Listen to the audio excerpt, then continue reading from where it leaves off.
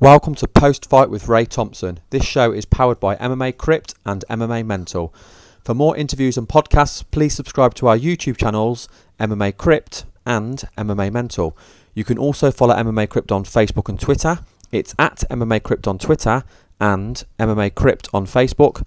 To follow me, it's at MMA Mental on Twitter and Ray Thompson on Facebook. I'm now joined by Jake Matthews. Jake's coming off a successful UFC debut where he beat Dashon Johnson at UFC Fight Night 43, taking his pro record to 6-0 and his UFC record to 1-0. Jake, thank you very much for joining me. Thanks, Ray. Thanks for having me. My pleasure. Congratulations on winning your UFC debut. Thank you. It was definitely a big step up, but I felt right at home in there, and I was just happy to get the finish and get the win. Yeah, it was a fantastic fight. Let's talk a little bit about the build-up. Like you say, you talk about a step up. It was your UFC debut. It was also Dashon Johnson's UFC debut as well. So what did you know about him going into the fight? I definitely did my homework on Dashon. I knew he had a pretty extensive pro boxing career. He'd had about 30 fights pro boxing. He'd also wrestled in high school and from what I've seen from his MMA fights, I had a good idea of what his game plan was going to be. So, I knew he'd be powerful. He's a fair bit shorter than me. We knew he had speed. And, like I said, studying his previous MMA fights, we knew he liked his overhand rights and his double legs. So we just worked our game plan around that and worked on putting pressure on him. And I think, the fight went exactly how we wanted it to. Couldn't have scripted it better myself. Now, obviously, the other big thing you get when you're fighting the UFC, of course, is the build-up fight week. So, what was that like for you with all the fans and the media? What was the attention like? Being on the preliminary card, there wasn't much of the media day, but still, the lead up to it was unlike anything I've ever done before. Going to fight in a different country, staying in the hotel. Normally, I have the luxury of staying at home before my fights, because pretty much all my fights have been in my hometown of Melbourne. So, but just seeing how the UFC is run, how professional everything is, and everything is on time. It's right to the minute. So it was good to see the well-oiled machine that the UFC is in work during fight week. And for me, it wasn't too overwhelming. I had a lot of time, a lot of downtime. I just had to get my medicals done. Any other little bits and pieces the UFC wanted me to do, and the rest of it was downtime. I just had time to relax and and think about the fight and not get too overworked.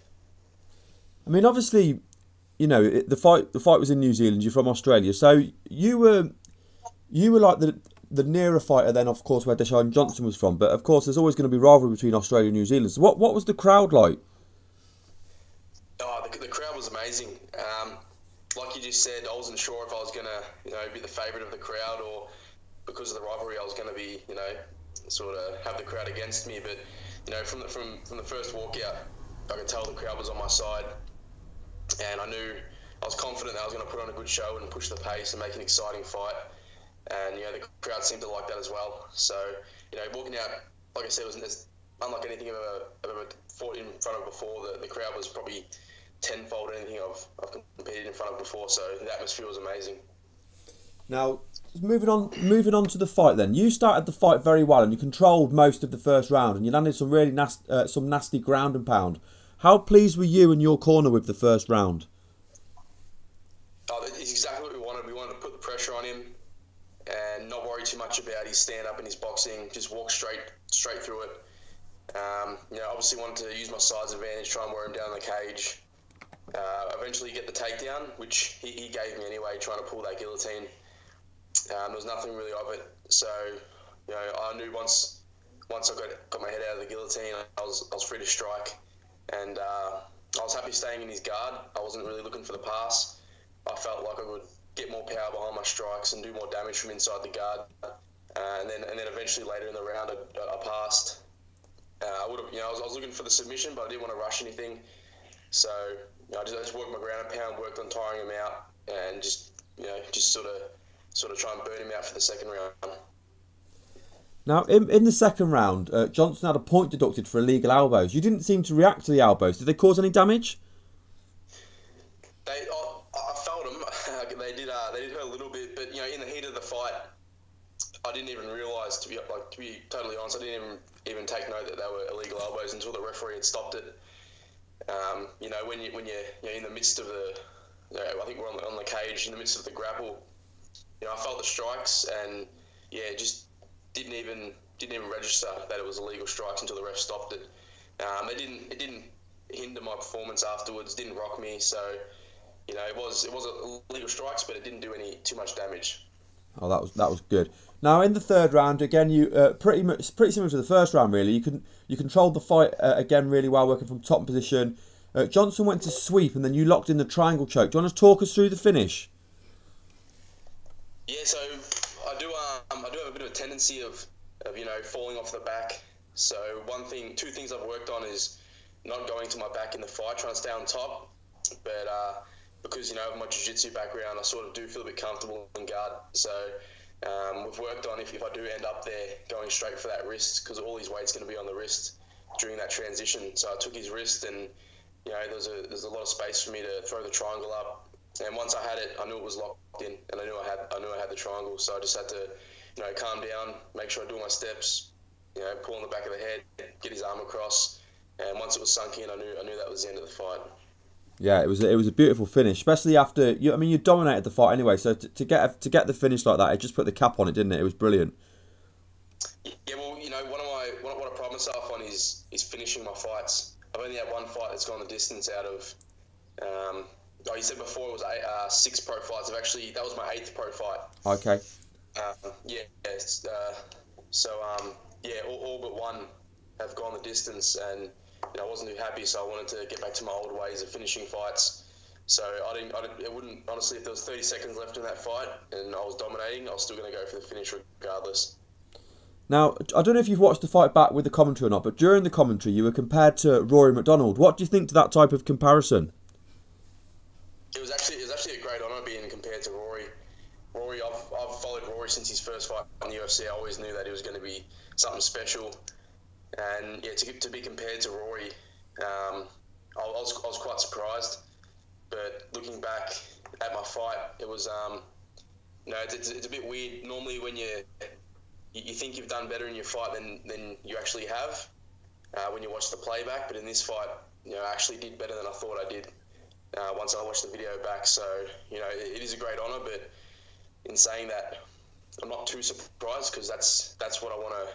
That's a path I want to take, sort of the path of Rory MacDonald, being that prodigy and work my way up to the top and eventually become a contender. So to me, I'm not letting it go to my head.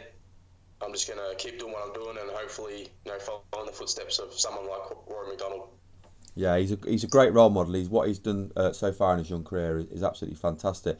Now, you want to know in the UFC, you obviously want to keep moving up that welterweight ladder. Have you got your eye on anyone you'd like to compete against next? Look, I haven't had a look at the rankings and who's sort of at my level in the UFC. I'm happy just to fight whoever the UFC gives me. I think that's the best way of going about it. Until eventually, I think it's inevitable I have someone in my sights eventually. But for now, whoever the UFC give me, I'll fight. I always like to step up and fight. Someone who's better than me, as I've done in my career so far. I like getting that step up and proving that I belong, up there with the best guys.